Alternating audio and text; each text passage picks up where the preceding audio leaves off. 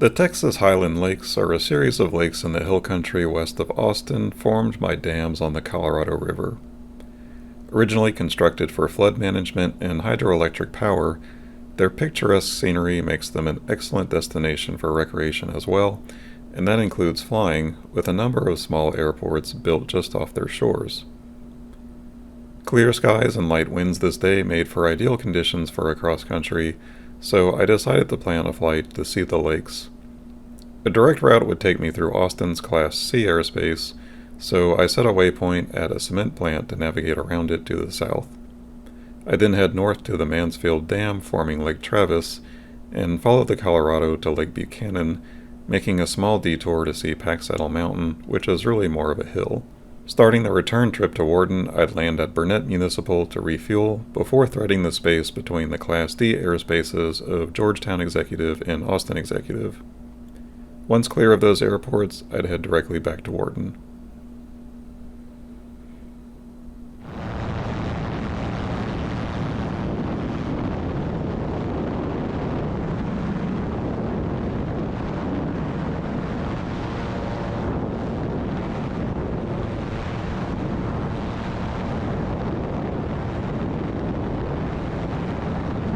Here are some suburbs on Austin's south side.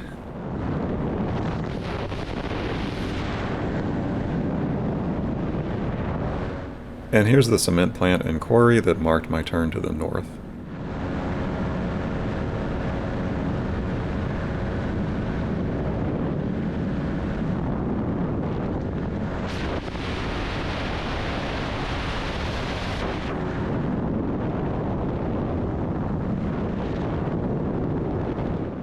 Mansfield Dam is easily the largest dam along the chain by height and produces over 100 megawatts of power.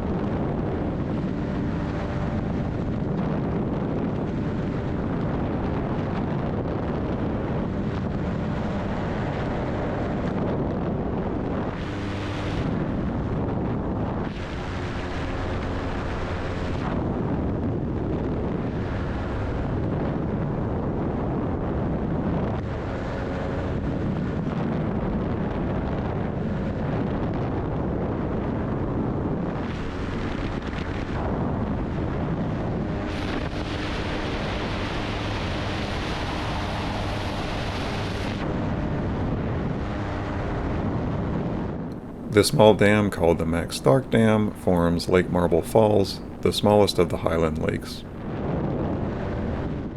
And here we see Wirtz Dam, which forms Lake LBJ.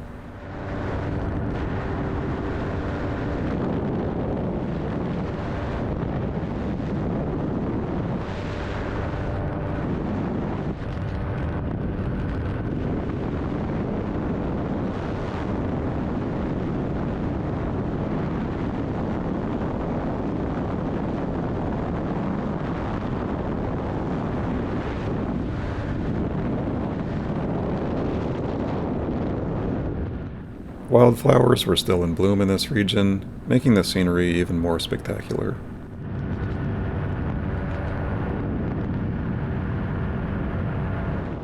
While I did fly over Pack Saddle, I turned my camera off when I thought I was turning it on, so I didn't get good footage of it. I guess that gives me an excuse to come here again. Next up was Lake Buchanan, the largest of the Highland Lakes.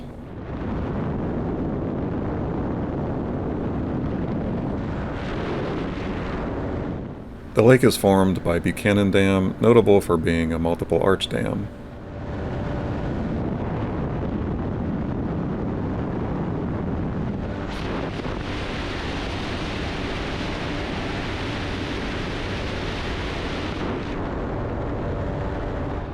Burnett Municipal, to my dismay, ended up being very busy. In the past, I've skipped landings when airports were overly busy, but I didn't have that option this time as I needed fuel. Given the higher than normal workload, I neglected to start my camera to record my landing, but fitting myself into the pattern was a challenge.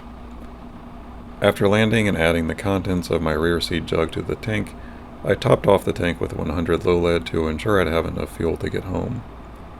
This was the first time I ever bought avgas, and it unfortunately didn't go smoothly as the hose spool wouldn't budge. Thinking I was missing some steps since I was new to this, and even going so far as to call my instructor, I finally realized the hose had slipped off the drum in the back and gotten wedged against the outside of the drum. Since this was in the back of the drum, it wasn't immediately apparent to me. Once I got back there and pulled the hose free, all was well, and I was on my way, but this ate up the reserve time I gave myself to get back well before nightfall.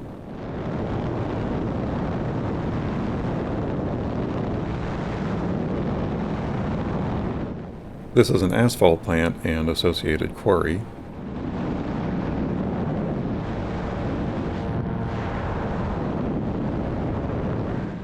Here's Round Rock and its IKEA store just north of Austin.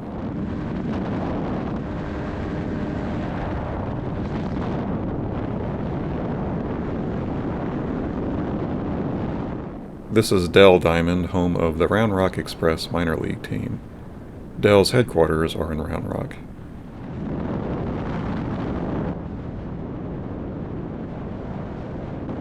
And this is the Kalahari Resort with indoor and outdoor water parks. This is a former lignite mine that provided coal to the decommissioned Sandow power plant I flew over a couple of flights ago.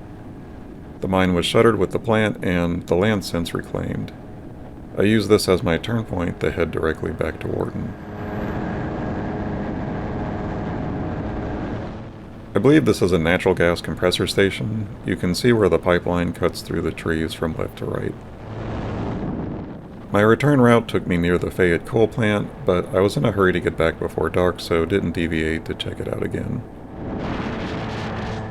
I was curious about what this site was. Turns out it's a Christian summer camp called Pine Cove.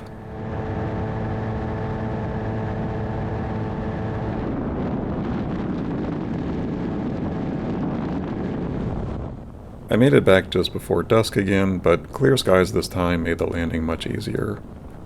The flight was 370 statute miles total, and the incredible scenery and wonderful conditions made it my favorite to date.